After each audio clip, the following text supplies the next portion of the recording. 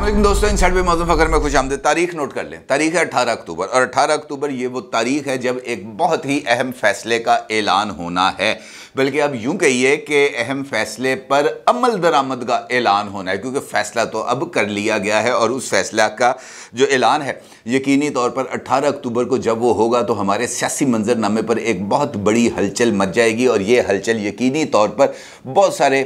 जो लोग हैं उनके लिए बिजली बनकर गिरने वाली है, क्योंकि इस फैसले के बाद ये जो सियासी हलचल मचेगी, इस सियासी हलचल का मतलब ये होगा कि सियासी चेस बोर्ड के ऊपर, सियासी शतरंज के ऊपर मोरे जो हैं वो नए अंदाज में सेट किए जाएंगे और उसके बाद जो एक नई गेम है वो ऑन हो जाएगी। और देखना ये है कि इस नई गेम में मुस्लिम लीग नून कौन सी पोजीशन लेती है, क्योंकि एक जानिब तो फैसले का ऐलान होने जा रहा है, दूसरी जानिब वो जो पुराना फार्मूला था ना 6 माह का, आपको याद होगा कि पहले भी एक फार्मूला मंजर आम पर आया था जिसमें कहा गया था कि यार 6 महीने के लिए कोई निगरान सेटअप बना लेते हैं, कोई टेक्नोक्रेट्स का सेटअप बना लेते हैं जो मौजूदा हुकूमत के खात्मे के बाद ये जो मुआशी बदहाली है इससे निकलेगी और उसके बाद फिर हम आगे चलेंगे, आगे चलने के बाद फिर 6 माह के बाद हम इंतखाबात करा देंगे। ये वाला फार्मूला भी अचानक गुज़िश्ता 24 घंटे के दौरान नए सिरे से मंजर आम पर आ गया है। और इस फार्मूले को इस मरतबा ख़ासतौर पर पाकिस्तान तहरीके इंसाफ की तरफ से कुछ ज़्यादा संजीदगी इसके ऊपर दिखाई जा रही है। और वो जो कल एक वीडियो के अंदर मैंने आपको जिक्र किया था कि खैबर पख्तूनख्वा हाउस के अंदर एक इजलास हुआ था बंद कमरे में, उसी इजलास के अंदर ये जो 6 महीने वाला फार्मूला था इसके ऊपर भी तफसीली तबादला ख्याल हुआ है। आप यकीनन जानना चाहेंगे इस सारी सूरत हाल में कि 18 अक्टूबर को ऐसा कौन सा जो फैसला है वो किया जाएगा, कौन सा ऐलान है जो सामने आएगा, या वो कौन सा ऐलान है जिसके ऊपर अमल दरामद किया जाएगा। ये 6 माह के फार्मूले की कहानी क्या है और इस 6 माह के फार्मूले के ऊपर अब कौन कौन से लोग बहुत ज़्यादा सरगर्म होते चले जा रहे हैं, ये सारी सूरत हाल पर आपके साथ बात करूंगा। लेकिन इससे पहले 2 और ख़बरें हैं जो आपके साथ शेयर करना बहुत ही ज़्यादा ज़रूरी है। उसमें से एक खबर है इसहाक डार साहब की वापसी के हवाले से और दूसरी खबर है नवाज शरीफ साहब के हवाले से, क्योंकि ये दोनों शख्सियात की वापसी मुझे लग रहा है कि एक दूसरे के साथ जुड़ी हुई है। आज एक इम्पॉर्टेंट डेवलपमेंट हुई है। डेवलपमेंट ये हुई है कि इसहाक डार साहब की तरफ से जो एक आपको पता है कि दरख्वास्त सुप्रीम कोर्ट में 4 साल से पेंडिंग थी, जिसके अंदर उन्होंने अपने आप को इश्तिहारी करार देने वाले फैसले को चैलेंज किया गया था, लेकिन वो 4 साल तक उस मुकदमे की समाअत ही नहीं हो सकी। और उसके बाद फिर जब मुकदमे की समाअत हुई तो बेंच बन गया। बेंच के अंदर थे जनाब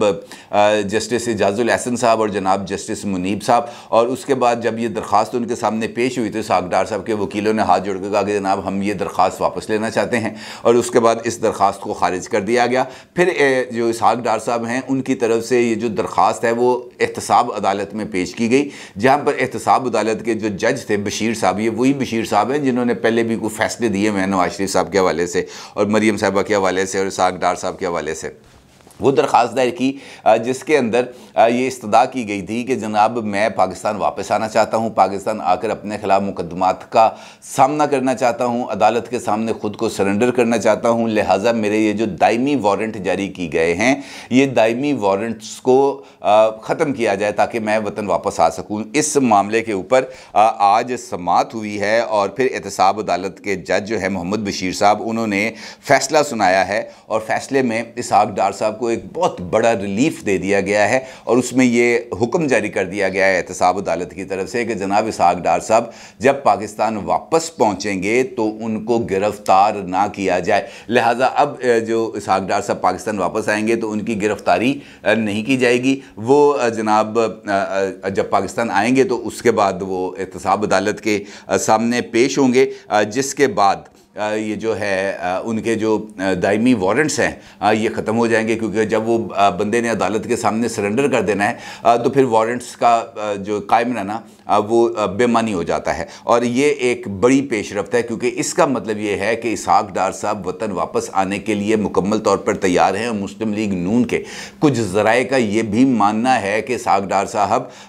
जो अक्टूबर है उसके पहले हफ्ते में ही वतन वापस आ जाएंगे। लिहाजा अक्टूबर बहुत ही ज़्यादा इंपॉर्टेंस इख्तियार करता जा रहा है। अब एक जानिब इसहाक डार साहब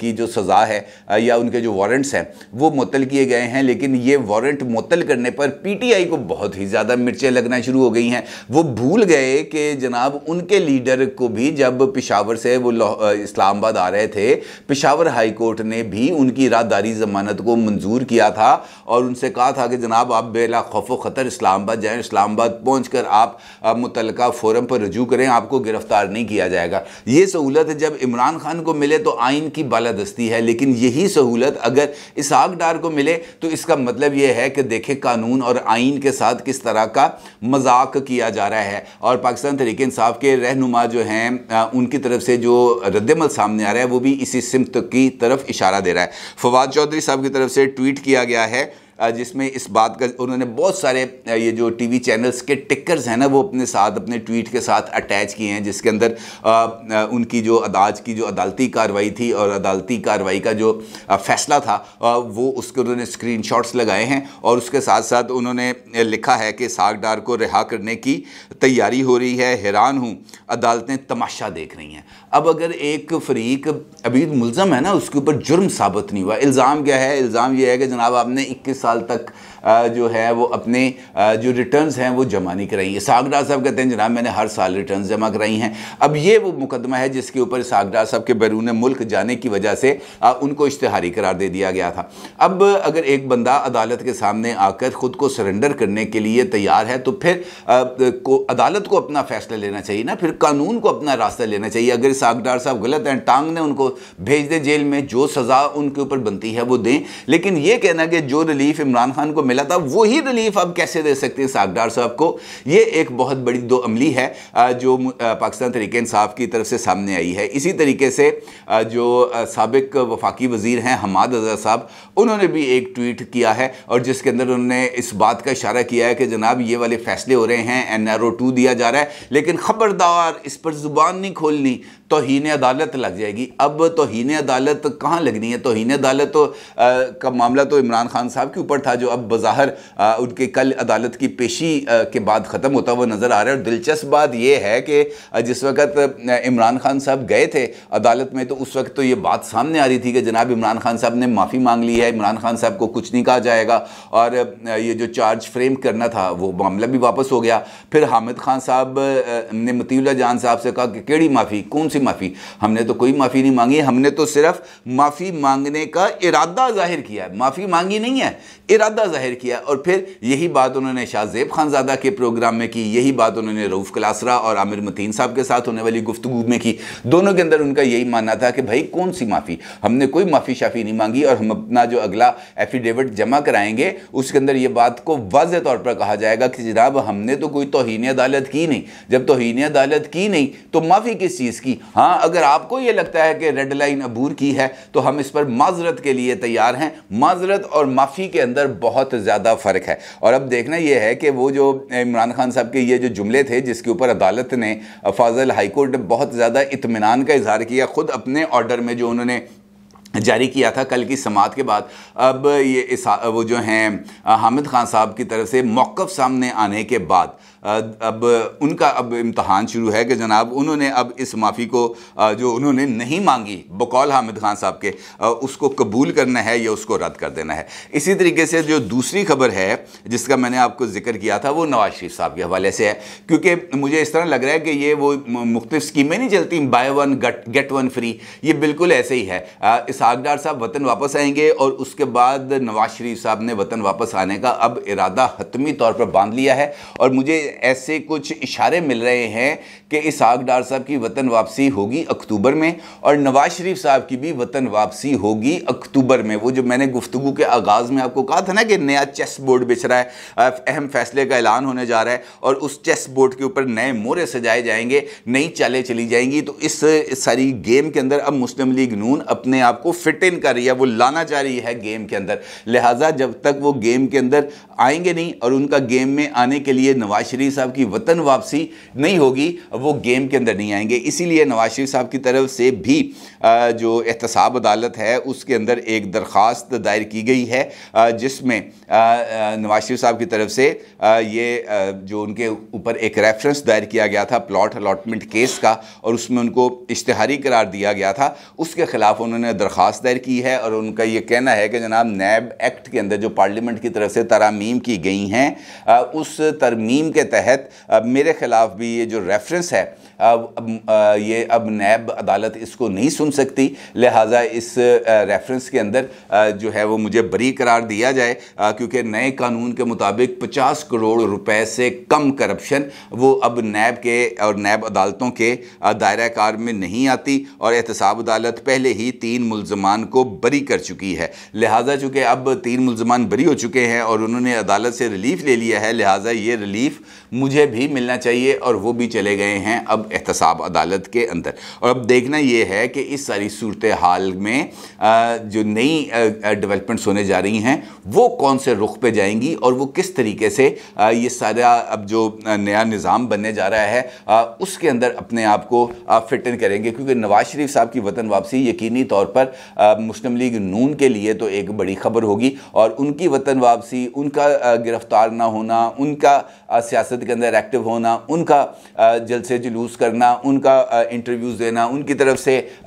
जो सामने आकर लीड करना, ये यकीनी तौर पर मुस्लिम लीग नून के पॉलिटिकल बयानिए की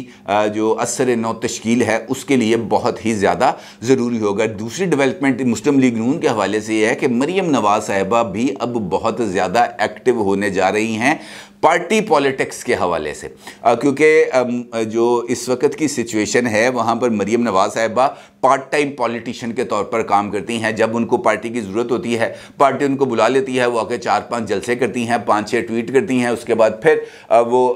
पस मंज़र में चली जाती हैं, फिर दोबारा जब उनको ज़रूरत होती है वो सामने आती हैं। लेकिन इस वक्त इस तरह लग रहा है जैसे ये उनका पार्ट टाइम पोस्चर अब ख़त्म होने जा रहा है और वो अब एक फुल टाइम पॉलिटिशियन के तौर पर, एक फुल टाइम लीडर के तौर पर सामने आने जा रही हैं, और उनको भी यहाँ पर एक नई जिम्मेदारी मिल रही है। गुज़िश्ता हफ्ते के दौरान मरियम नवाज साहिबा ने 3 पार्टी इजलासों की सदारत की है जो मॉडल टाउन में हुए हैं, लाहौर में हुए हैं, और इन इजलासों के अंदर उन्होंने ये जो तंजीम है पंजाब की ख़ास तौर पर इसके ऊपर बहुत ज़्यादा फोकस किया है। बहुत सारे लोगों के साथ उन्होंने टेलीफोनिक राब्ते भी किए हैं, उनसे जो उनकी कारकर्दगी के हवाले से भी सवाल किया है, उनसे पार्टी पोजीशंस के हवाले से भी सवाल किए हैं, उनकी पार्टी के अंदर मौजूदा जो इस वक्त हुकूमत की कारकर्दगी है इस पर अवामी रद्दअमल भी उन्होंने जाँचने की कोशिश की है। तो इसका मतलब ये है कि वो अब पार्टी के अंदर उनको कोई इंपॉर्टेंट पोजीशन मिलने जा रही है, और ख़ुद उन्होंने भी इस बात का इजहार किया था जब वो इस्लामाबाद हाई कोर्ट में आई थी कि जनाब ये पार्टी ओहदे और हुकूमती ओहदे दोनों को अलग कर दिया जाए। इसका मतलब ये है कि मुस्लिम लीग नून के अंदर ये वाली भी एक पॉलिसी इंप्लीमेंट होने जा रही है, जहाँ पर जो वुज़रा होंगे वो पार्टी ओहदा नहीं रख सकेंगे, जो पार्टी के जो ओहदेदार हैं उनको नए ओहदे मिलेंगे। और इस चक्कर के अंदर मुझे ये लग रहा है कि मरियम साहिबा को भी कोई एक नया ओहदा मिलने जा रहा है। अब इसी सारी सूरत हाल में ये जो 18 अक्टूबर वाला मामला है ये बहुत ज़्यादा इंपॉर्टेंस इख्तियार करता चला जा रहा है, क्योंकि अक्टूबर के अंदर ही 3-4 इंपॉर्टेंट फैसले होने जा रहे हैं। एक है चीफ ऑफ आर्मी स्टाफ की अपॉइंटमेंट के हवाले से, और 15 अक्टूबर तक इस हवाले से तमाम जो मुशावरत है वो ना सिर्फ मुकम्मल कर ली जाएगी, बल्कि इम्कान ये है कि अक्टूबर के आखिरी हफ्ते के अंदर नए चीफ ऑफ आर्मी स्टाफ की तकर्री का बाज़ाब्ता तौर पर ऐलान कर दिया जाएगा। दूसरा अक्टूबर के अंदर जो इंपॉर्टेंट डिसीजन होने जा रहा है वो मिफ्ता इस्माइल साहब के हवाले से है, जो इस वक्त वफाकी वज़ीर ख़जाना है। आपको पता है कि मिफ्ता इस्माइल साहब ना इस वक्त वो ओहदे पर तो मौजूद हैं, लेकिन चूँकि वो पार्लियामेंट के मेंबर नहीं हैं, ना वो सेनेटर हैं, ना वो रुकन कौमी असम्बली हैं, लिहाजा वो 6 माह तक तो रह सकते थे अपने ओहदे पर। 6 माह से ज़ायद अरसे के लिए अगर उन्होंने अपने ओहदे पर कायम रहना था, यानी बतौर वफाकी वज़ीर उन्होंने काम करना था, तो फिर उसके लिए ज़रूरी था कि वो पार्लियामेंट के रुकन बनते। अब उनकी जो ओहदे की मियाद है यानी 6 माह का जो अरसा है वो ख़त्म होने जा रहा है 18 अक्टूबर को। 18 अक्टूबर बतौर वफाकी वज़ीर ख़जाना जनाब मिफ्ता इस्माइल साहब का आखिरी दिन होगा, और उसके बाद वो वफाकी वज़ीर ख़जाना नहीं रह पाएंगे। ये एक आइनी पोजीशन है। इसका मतलब ये है कि 18 अक्टूबर को मिफ्ता इस्माइल साहब की जगह पर एक नया वफाकी वज़ीर ख़जाना आएगा। और अगर इसहाक डार साहब 7 अक्टूबर तक वतन वापस आ जाते हैं, अदालत में इसके सामने पेश हो जाते हैं, उनके वारंट गिरफ्तारी सस्पेंड हो जाते हैं या मनसूख हो जाते हैं, तो फिर उसके बाद वो सेनेट के इजलास में भी शिरकत कर सकते हैं, अपना हल्फ भी बतौर सेनेटर ले सकते हैं और सेनेटर हल्फ लेने के बाद वो वफाकी वज़ीर ख़जाना के ओहदे का हल्फ भी ले सकते हैं। यानी 18 अक्टूबर को मुल्क का नया वफाकी वज़ीर ख़जाना जनाब इसहाक डार साहब होंगे और ये एक पॉलिटिकल ट्विस्ट होगा, क्योंकि उनकी जो बतौर वज़ीर ख़जाना तकर्री है या उनका जो हल्फ है या उनका पाकिस्तान में आकर अदालतों में पेश होना है, ये एक नई सियासी हलचल को जन्म देगा। क्योंकि इस बात को पाकिस्तान तहरीक इंसाफ इतनी आसानी से डाइजेस्ट नहीं करेगी, इसको हजम नहीं करेगी, बल्कि वो जो नैरेटिव है उनका NRO2 का, वो उसी नैरेटिव को लेकर आगे बढ़ेंगे और ये नैरेटिव की बुनियाद उन्होंने अब रखना शुरू कर दी है। इमरान खान साहब ने भी कल जो उन्होंने कन्वेंशन सेंटर में तकरीर की थी, उसके अंदर भी उनका यही कहना था कि जनाब ये इक़्तिदार में आए हैं लोगों को रिलीफ देने के लिए नहीं, बल्कि अपने खिलाफ मुकदमात को ख़त्म कराने के लिए, एक NRO लेने के लिए जो मेरी हुकूमत में उनको नहीं मिल सकता था, क्योंकि मेरी हुकूमत के अंदर उनके खिलाफ जो मुकदमात थे वो फाइनल स्टेजेस पर आ गए थे और उनको अब सजाएं होनी थी। हालांकि उन्होंने झूठ बोला, कोई भी मुकदमा अपनी फाइनल स्टेजेस पर नहीं आया था, क्योंकि जो शवाहद थे, जो सबूत थे, वो नैब ने तो अभी तक पेश ही नहीं किए किसी अदालत में। मरियम साहिबा वाली केस की मिसाल अपने सामने है, जहाँ पर 4 साल से अदालत कह रही है कि जनाब सबूत दें, सबूत कोई नहीं है, और जब कोई सबूत पेश किया गया वो कैलबरी फॉन्ट वाला और दीगर, वो अदालत के सामने मुकम्मल तौर पर ही फुस हो गए। लिहाजा अब मौजूदा हालात में भी यही सिचुएशन होती हुई नज़र आ रही है कि चूँकि सबूत नहीं है, लिहाजा कुछ रिलीफ है जो मुस्लिम लीग नून को मिल जाएगा, लेकिन ये एक ऐसा ईंधन होगा जो पाकिस्तान तहरीक इंसाफ को अपना पॉलिटिकल नैरेटिव को आगे बढ़ाने में मददगार साबित हो सकता है। क्योंकि उनका नैरेटिव ही ये बना हुआ है ना कि ये चोर हैं, डाकू हैं, लुटेरे हैं, मनी लॉन्डर हैं। फिर उसी नैरेटिव की अगली बुनियाद ये बन जाती है कि जनाब इनको लाया ही इसी वजह से गया था, या ये मेरे खिलाफ साजिश करके आए ही इसी वजह थे कि इनके अपने मुकदमात को ये ख़त्म करा सके। और ये देखें मुकदमात के खात्मे के अमल का आगाज़ हो गया है और ये जो नई टग ऑफ वॉर है ये बिल्कुल ऐसे ही स्टार्ट होने जा रही है और इस अमल की बुनियाद रख दी गई है। चाहे आप इमरान खान साहब के बयानात को देखें, चाहे आप फवाद चौधरी साहब के बयानात को देखें, चाहे आप हमाद अजहर साहब को देखें, हर एक लीडर की तरफ से यही एक बात है जो की जा रही है। इसका मतलब यह है कि पाकिस्तान तहरीक इंसाफ इसहाक डार साहब की वतन वापसी को लेकर, नवाज शरीफ साहब की वतन वापसी को लेकर, उनको मुकदमात में मिलने वाले रिलीफ को लेकर, मरियम साहिबा की मुमकिना बरीयत को लेकर ये इसी तरफ जा रहे हैं कि जनाब हम तो पहले ही कहते थे कि हमें हटाने का बुनियादी मकसद अपने मुकदमात का खात्मा ही है। लिहाजा अक्टूबर के अंदर एक जानिब कुछ इंपॉर्टेंट डिसीजंस हो रहे होंगे, दूसरी जानिब ये जो पॉलिटिकल रस्साकशी है ये अपने अरूज पर होगी और इसी सारे सिनेरियो के अंदर नवाज शरीफ साहब की वतन वापसी होगी जो यकीनी तौर पर इस सियासी शतरंज के खेल को और ज़्यादा दिलचस्प बनाएगी। अपनी राय का ज़रूर इजहार कीजिएगा। आपका बहुत शुक्रिया। अल्लाह हाफिज़।